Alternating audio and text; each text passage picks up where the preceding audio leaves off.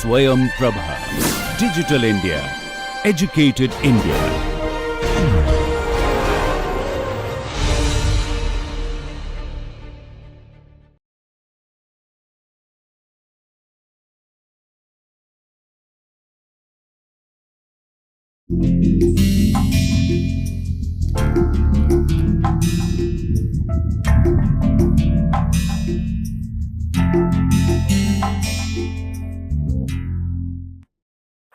Okay, friends, now the second part of this lecture on education. In the first part, I have just defined what education is, what are goals of education, and a little bit touched upon means and focus of education. How do sociologists look at the relationship between education and society? I think by now you can very well imagine how will sociologists having different perspectives look at role of education or functions of education. Some may use the term role of education, functions of education. And then we will come to critical perspectives. Obviously, if by definition education means bringing up, and bringing up includes physical education, intellectual education, moral and spiritual education, then the role of education is, what would be the role of education? Health, to begin with. Sociologists are not particularly interested in this issue, health. One of the goals, but this is a function, role of education. Everywhere from primary school level to university level, some kind of physical discipline is stressed. Although we are an engineering institute, but we also have compulsory physical activities, a course of compulsory physical activities. Because the new generation should be healthy. The new generation should be more healthy than us. The old people must think that the new generation must be more healthy than they are. So, one role of education is health. Second role of education would be, say, to prepare you for taking up economic activities, participation in economic institution, to take up economic activities. So, sustenance, survival, livelihood, maintenance, wealth creation, sustenance, to prepare you for sustenance, employment. If employment in those societies like ours, in which employment is given on the basis of credentials, then education must prepare you for employment. Which also means that education should be such that it can fetch you a decent employment. The reason why more people are going for engineering is simply this, because they think that in the age of industrialization, it is engineering education which will fetch them employment. The major employers in the country are looking for technical and management education. If you conduct a survey of employers of India, then most employers are looking for those employees who are technically and administratively trained in technical skills and trained in management skills. So naturally more students will go for that, sustenance, for the reasons of sustenance. To use the old value system or the terms of values of India, Purusharth. Purusharth, 4 values, 4 cardinal values. Dharma, Arth, Kam, Moksha. So Arth.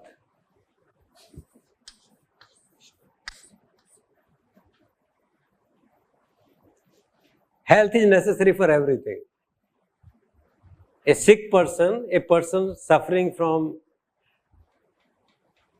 debilitating disease can neither attain Arth or sustenance,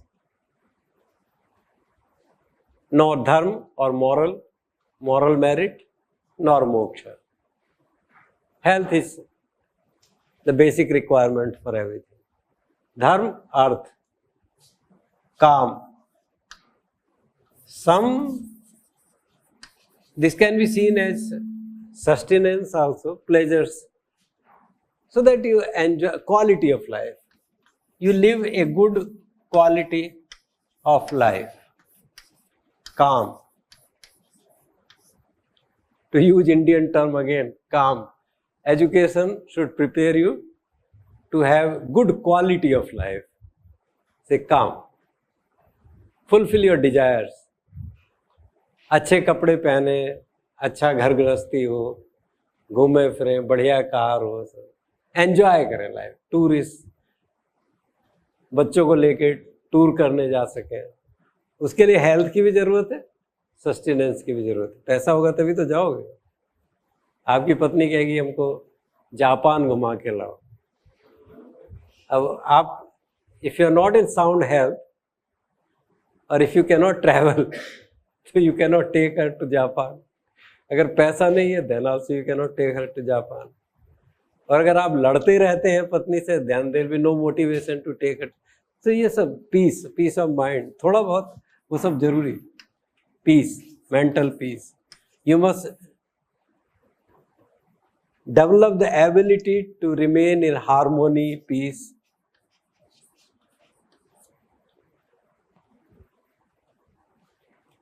For which some basic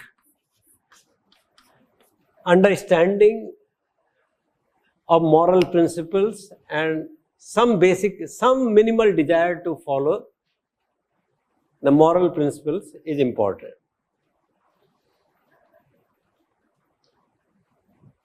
If the goal of life is to attain liberation, wherever the goal of life is to attain liberation, I think you call it by any term, but liberation will remain one important goal of people in all ages to come. People will not be happy with self-definition of the kind that at some time I was born, I did this in life, and at the age of 70, 80, or if life can be prolonged to 200 years, then at the age of 200 you die. You will not be happy merely with this. You want to believe that there is a connection between you and the universe, and there is some kind of continuity. And with that feeling of relationship with the universe, you want to live the present life. Then only actually this peace, harmony, quality of life can be attained only when you have this kind of connection. Otherwise, Buddha will say that, Buddha or Sankhya yogis or anyone will say that unless you understand that connection, it will be difficult to maintain good quality of life in this life also.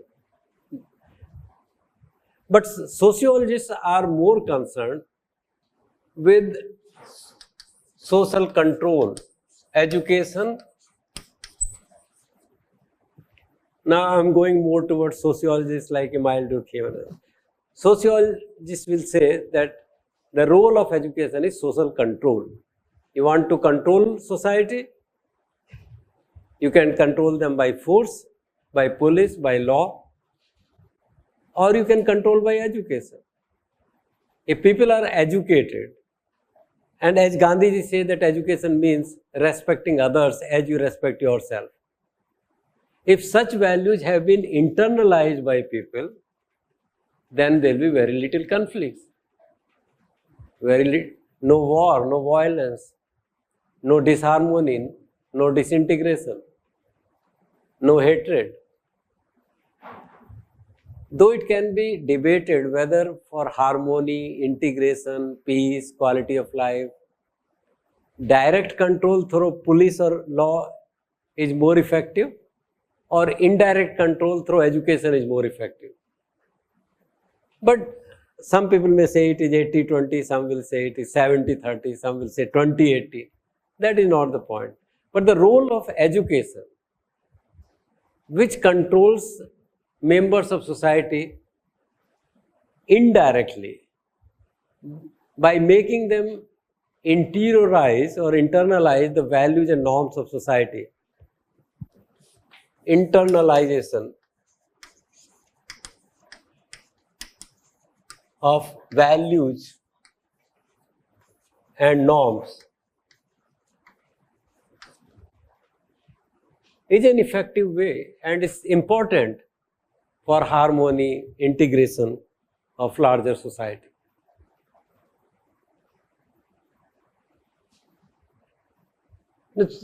For needs, technical or economic or political needs of society, also education is important. If the country needs engineers, we must provide engineering education. If the country needs liberal arts, during the British period, from the perception of the British administrators, society needed administrative education, because for them, the purpose of, for them, the expectation from Indian employers was administration. Maintaining the order, administration, following orders, and giving orders to juniors, and keeping society under control, following the directions of their British masters. So administrative education was important. In those days, nobody knew about engineering and all those things. On the pattern of British and American education, in our country also, education in languages, especially English language, grammar, some understanding of history, anthropology, religion, ethics, those types of educations were given more important.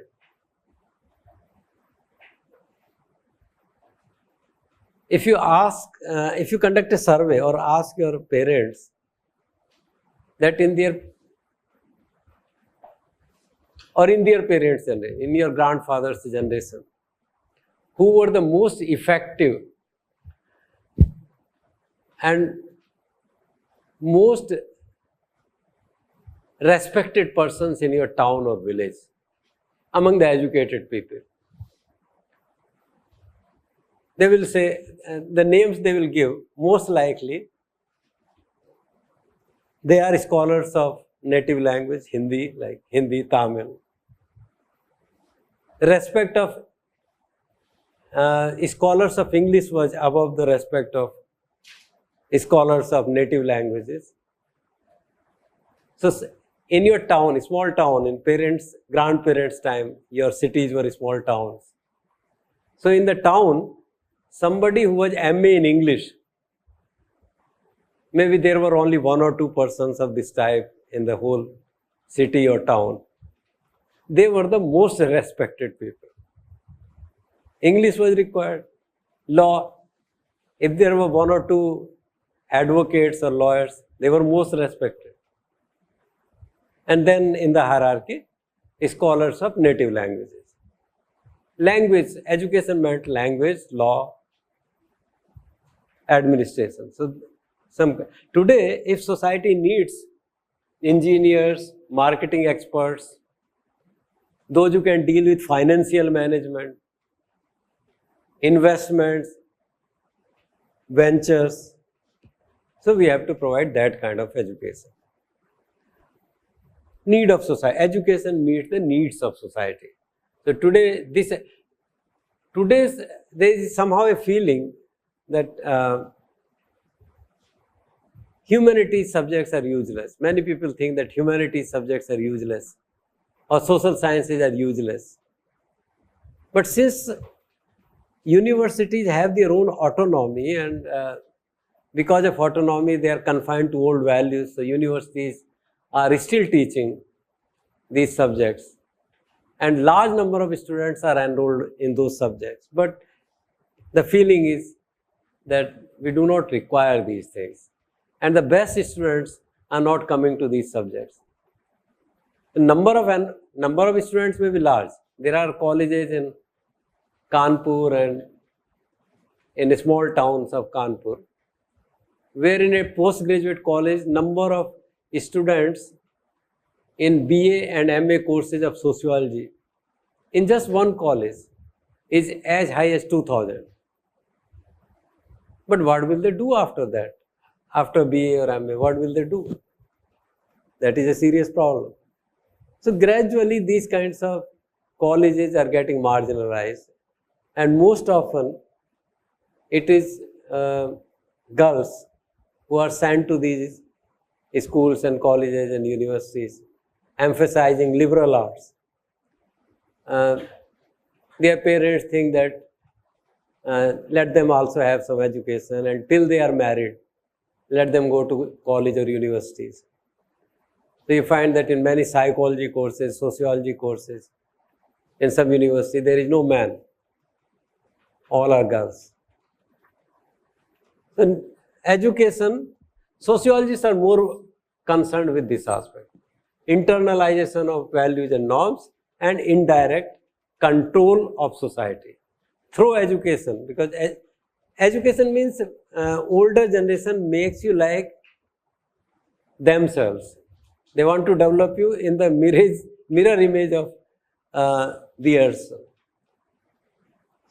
And through education, then you develop their language, you start talking in their idioms, and you become like them. This is how cultures survive for thousands of years. That younger generation becomes like older generation. Social control, therefore, is an important thing.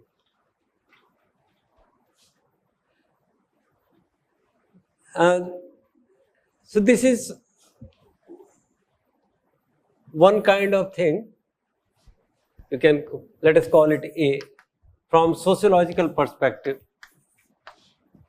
social control, social integration.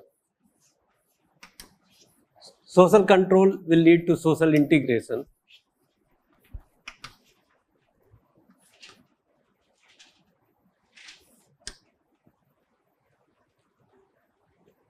Talcott Parson will say something more interesting.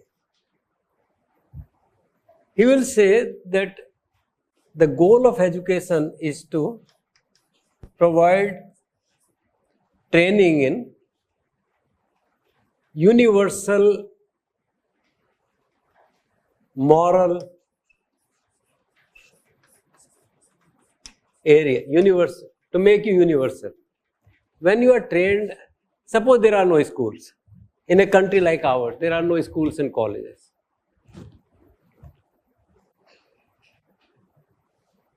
Then all the training that you have, all the education that you have, will be done in the family context or neighborhood, friends.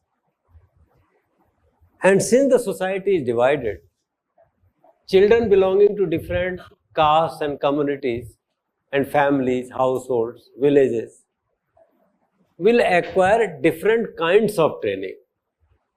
The value system of children, or the ways of thinking, or goals of life, or the ability to communicate with others, negotiate with others, their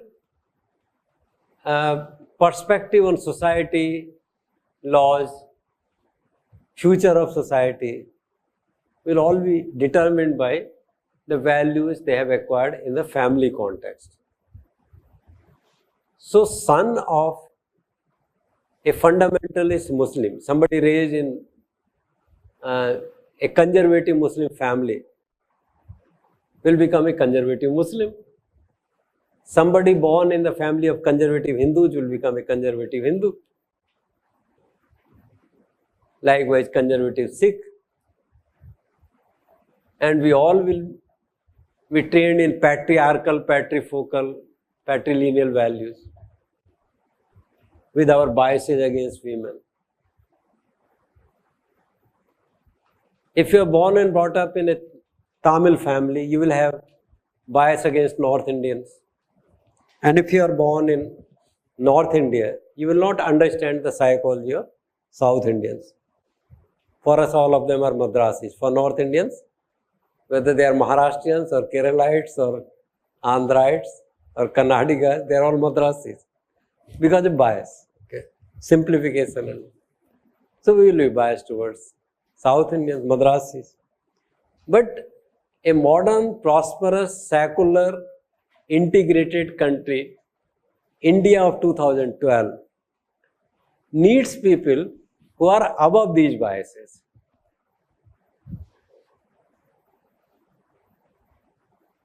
You see, in old days, when the whole life was confined to your community only,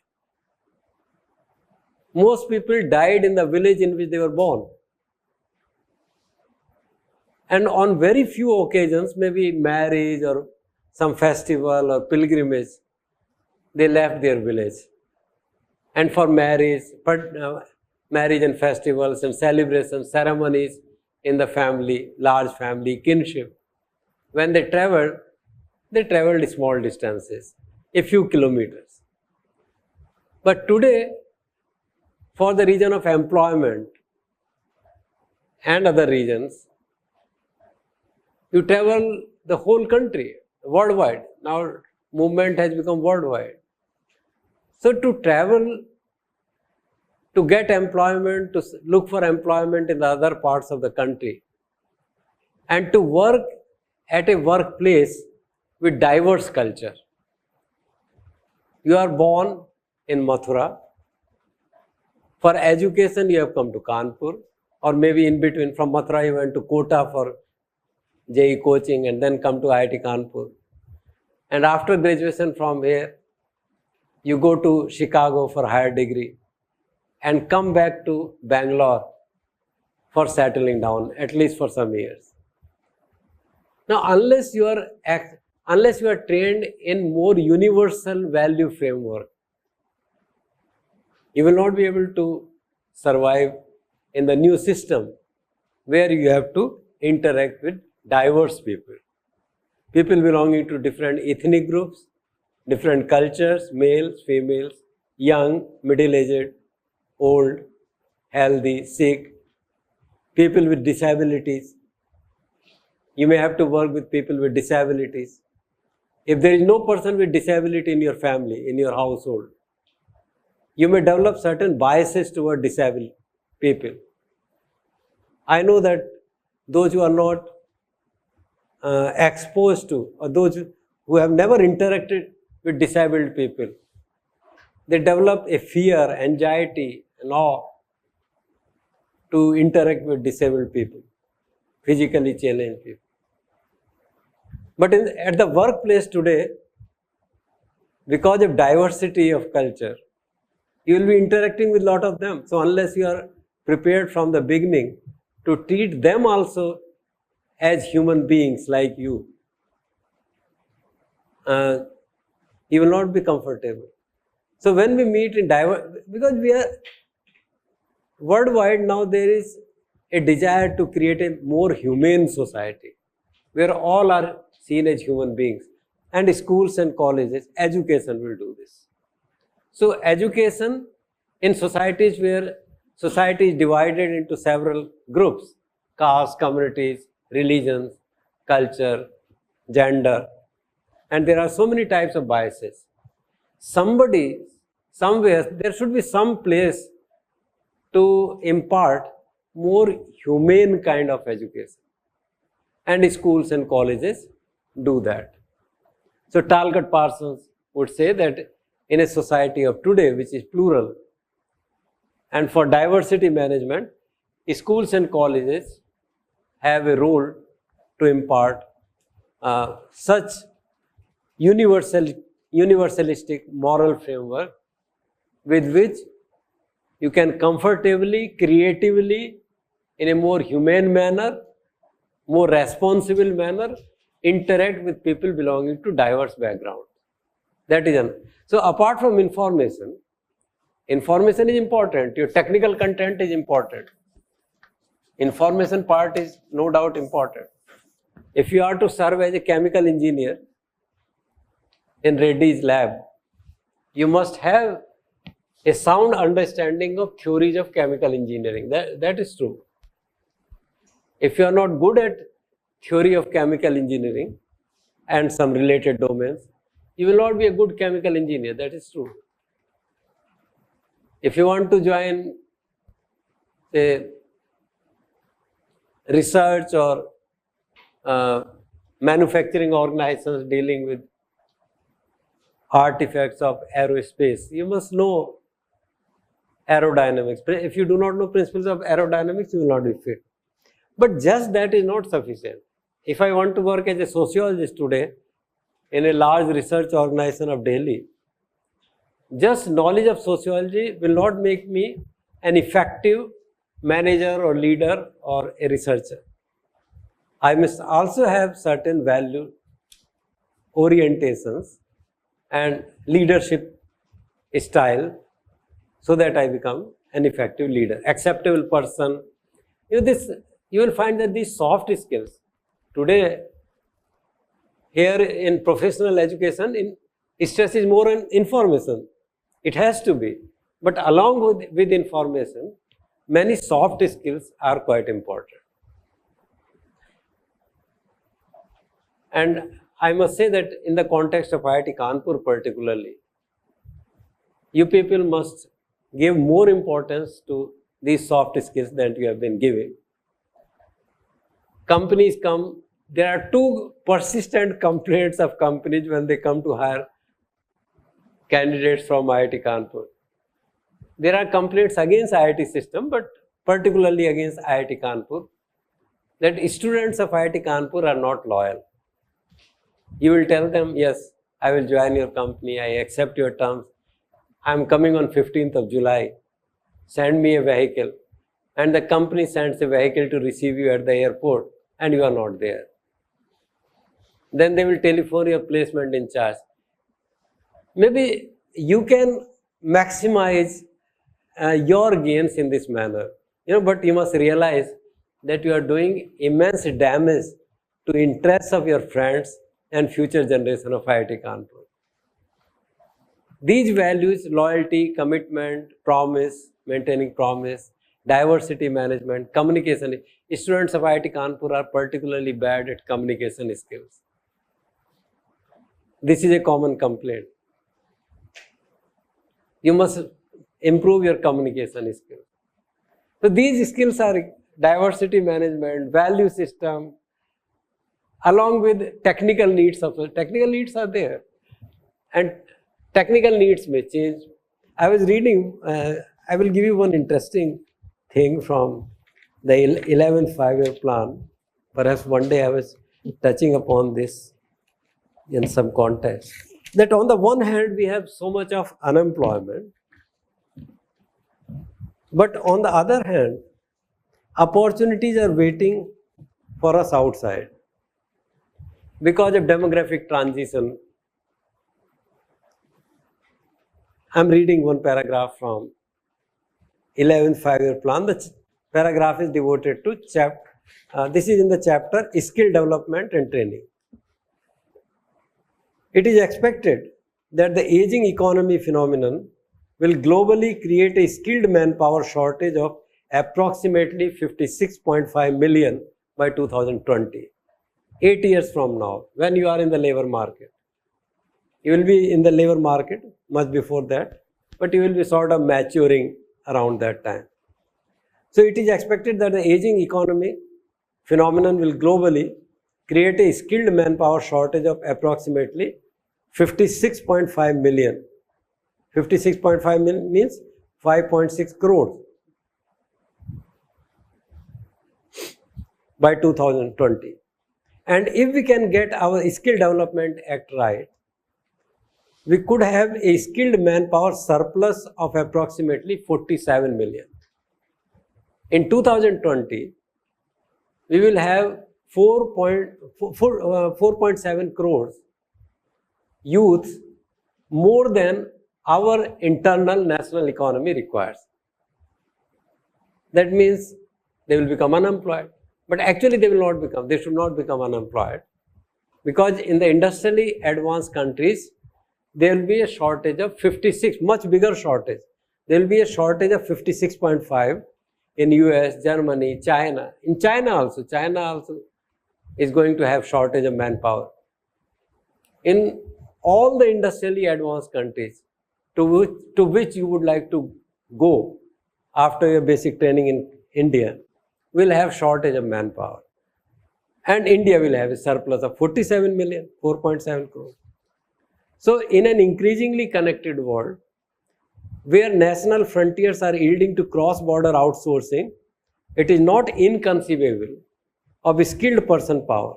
Not inconceivable that within a decade, we can become a global reservoir of skilled person power. We will be a large reservoir of skilled person power. As it is, we account for 28% of graduate talent pool among 28 of the world's lowest cost economy.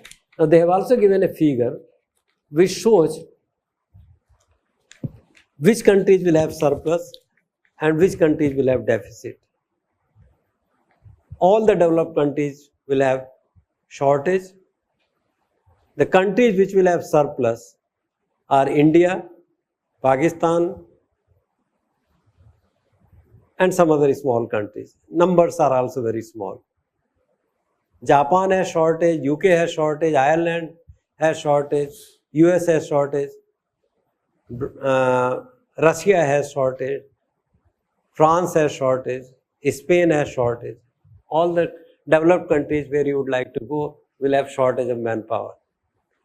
This also means that you will be competing essentially with Pakistan. So it's a good news. Good news in the sense that if you are not as good as BTechs of California, Chicago, or Cambridge, don't worry. Just ensure that you are better than Pakistanis. बड़ी अच्छी खुशखबरी है ना ये. If you do not know your subject well, from the standards of the developed countries, कोई problem नहीं. They will come, take you to their country, give some small training, and they will be very happy to hire you, provided you are better than Pakistan. Earlier there was a threat of China, that we must be better than China. China has a large manpower resource. But China is also going to have a shortage of manpower because of fall in their birth rate. Life expectancy is increasing, birth rate is declining. So in the middle, in the age groups of youths, employable youths, there is a shortage everywhere. As long as you are better than Pakistani, so through Facebook or otherwise, interact with some Pakistani graduates and try to know how much they know, what kind of value system they have, and what kind of technical, management, financial, administrative, communication, soft skills they have. You should be better than them. This does not mean that you should remain at the level of Pakistani. From a larger perspective of development of mankind or development of the world, and that next generation should be better than the previous generation, you should be better than the Americans. That should be a goal. But there should not be any anxiety in your mind that with new education you can be unemployed or something. That fear should not be there. Yes. Sir, isn't it bad in that sense that we are not able to create enough employment for the population that we have?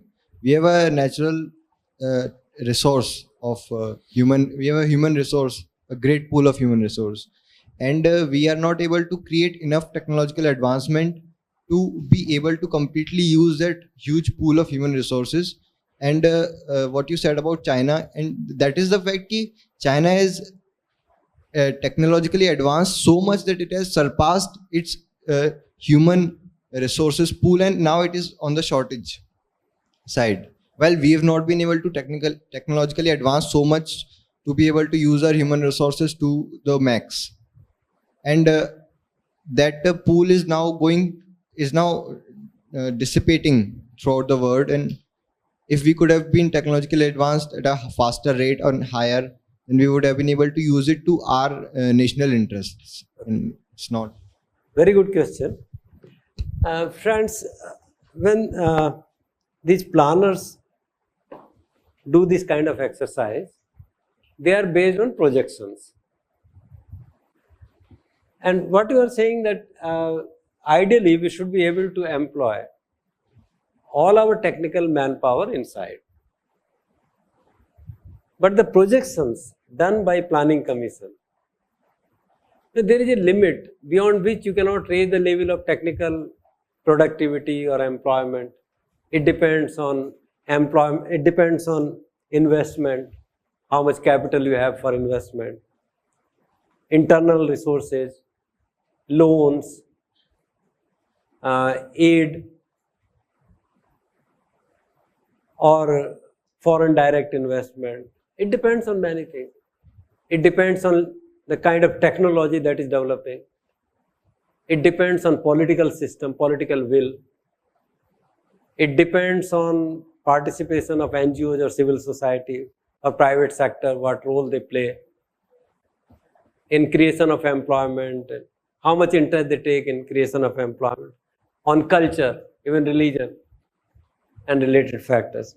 So what they are saying, that when they make the projections of employment, how much employment of skilled manpower will be required, the number of persons looking technically trained manpower looking for employment will be higher, and there will be a deficit of this 47.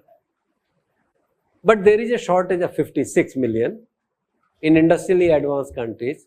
So if we can provide right kind of training with which perhaps the best or those who will aspire, if a large number of these 47 or maybe more than 47 million can look for employment in Germany, France, US, then we will have almost full employment, partly because of our own technological developments and partly because of opportunities created by demographic transition.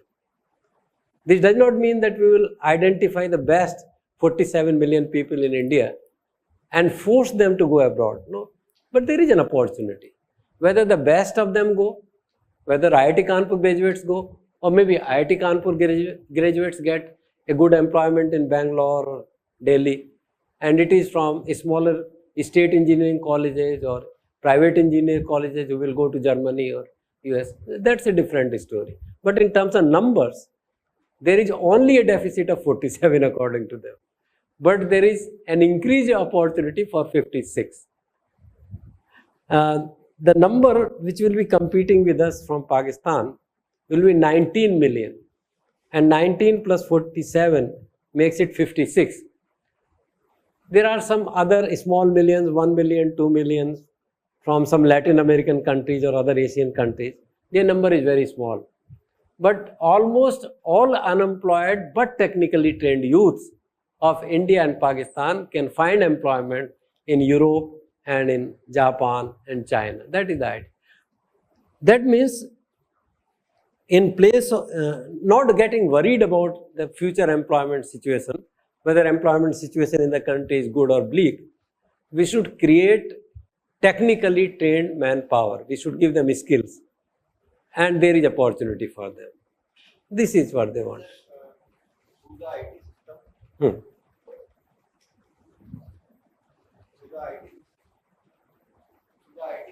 इसमें बोलिए.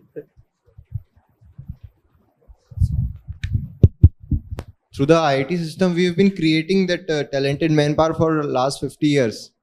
And yet it is not been completely absorbed in our national industry that properly. And even if we believe the projections that 46 million people are going to be unemployed in India by 2020, the numbers are going to be much higher than that, because if they are if it is possible for them to get employment in US and Europe, then why wouldn't they go there even if they have employment opportunities here? So numbers are going to be higher than that. See, as far as the present is concerned, this is the result of the past. And in the past, demographic situation, economic situation, technical situation, industrial situation was not same. It was different. So we are in this situation in which we are. Future will be different. They are talking of 2020, when because of demographic transition taking place in those countries and also taking place in less developed countries, a new situation will be created. This was not the case earlier. So now there is it's called demographic window. For nearly 20-25 years, youths of developing countries will have tremendous opportunities provided they are technically trained. This is what they want to convey. It's a new situation. Maybe in the future, we will also have a shortage, because we are also passing through demographic transition. A time will come when India will have to compete with the US, in the sense that India may make very stringent laws regarding immigration, because India itself will need youth, technically trained, qualified youth. So India may put lots of restrictions on immigration of technically trained youth. But that situation will come, say, 40-50 years from now. So situation keeps on changing, and accordingly requirements of education also keep on changing. So like the point is that these functional sociologists will look at the relationship between education and society in a positive manner. They will identify what are the major needs of society, needs in the sense of technical needs, and needs also in the sense of values and norms, morality, integration, need for integration. And they think that education, one of the most important roles of education is to meet the needs of society. Education certainly meets the needs of individuals who are getting education, but it meets the needs of society. When it comes to critical perspective, and especially Marxist perspective, I have been telling you in a lighter vein that the moment you replace the term society by the interest of the capitalist class, you become a Marxist sociologist. So from Marxist perspective, the role of education is to develop that ideology with which capitalism sustains.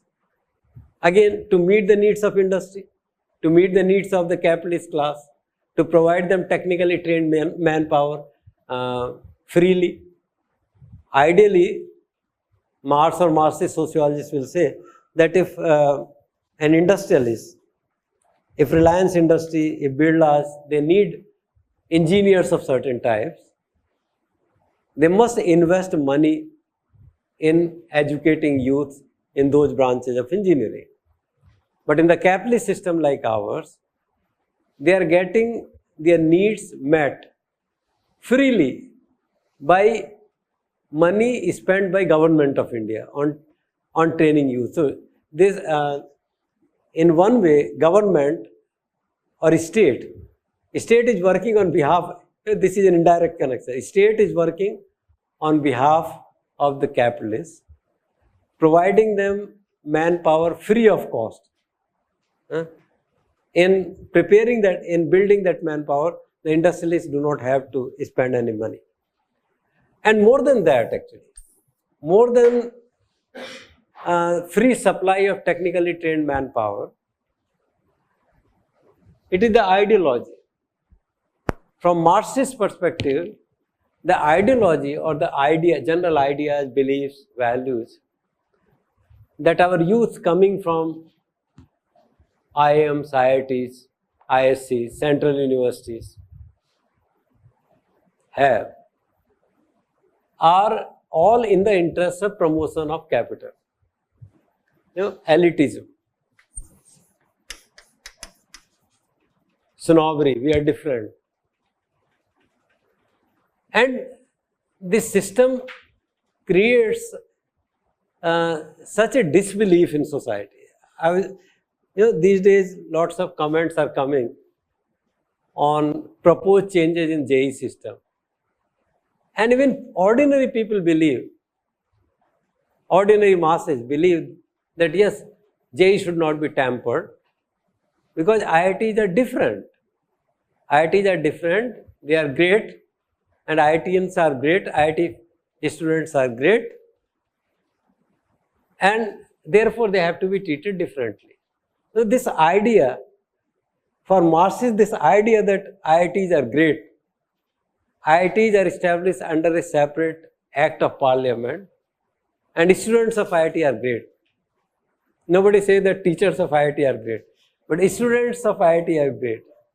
And these students of IIT must be treated differently, and therefore the admission procedure on the basis of which you are selecting the best candidates from the country should not be tampered with. People are in support of IIT faculty on this account, not because they respect IIT faculty or they trust IIT faculty. IIT faculty are ordinary. But the admission system which selects the best youth from the country should not be tampered. We create such an ideology. So those who are not from IIT, they accept that it's like those who are not from IIT system, engineers who are not from IIT system, engineers from Pranveer Institute of Engineering, they accept that they are not good. I am a Shudra, I cannot be as good as Brahmin. So students coming from state engineering colleges, NITs will think that they are next. They are like Kshatriyas. If not Brahmins, they are Kshatriyas. And the private engineering colleges, they are like Vaishya, chalo theek. And there are many small colleges in Kasbas. Now hundreds of colleges. In a few years back in UP, there were no private engineering colleges, and our students used to go to South India. South Indians made a lot of money from North Indian youth. But now the number of colleges, professional colleges in UP itself runs into thousands. And there is a hierarchy. So we create an ideal. This ideology is common to all. This is IIT students will think that they are great and they are entitled to 50 lakh a year.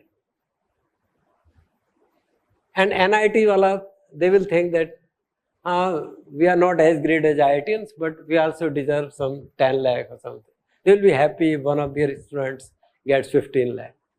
And then private engineering, theek hai. But we also should get some employment.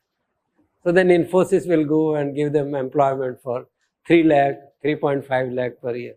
They are happy.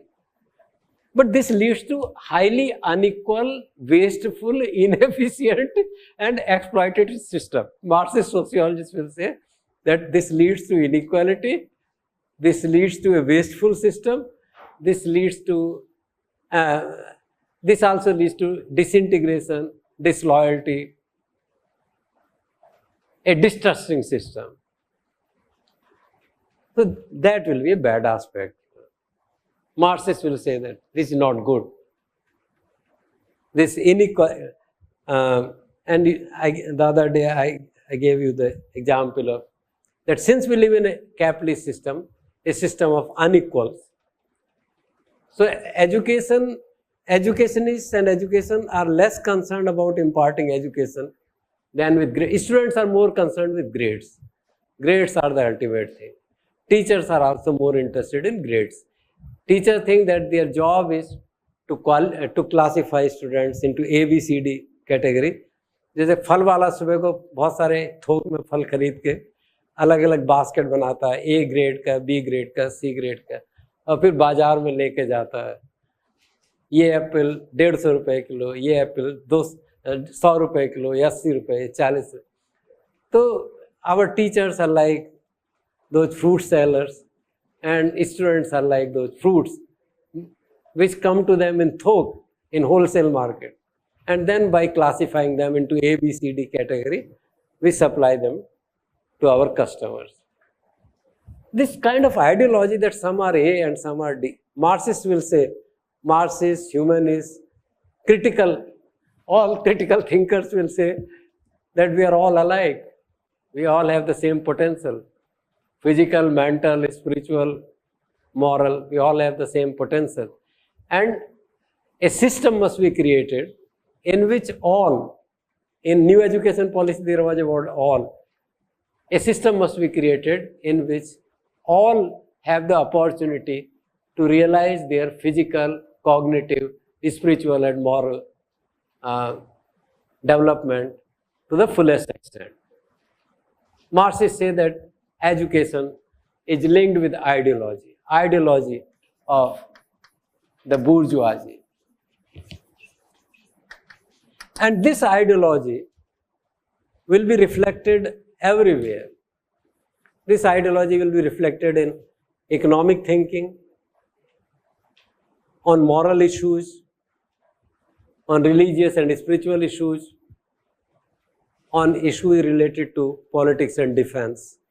And that is bad from Marxist perspective. Similarly, critical feminists may say that these schools and colleges are product of a patriarchal system, and the kind of value system to which these schools and colleges are contributing are also patriarchal, male dominated. Schools and colleges are product of male dominated society, and in return they help in social and cultural reproduction, means in producing the same type of society. So a bad society, an unequal society, a patriarchal society produces a system of education which reinforces patriarchal social order. And this you can generalize for all kinds of inequalities.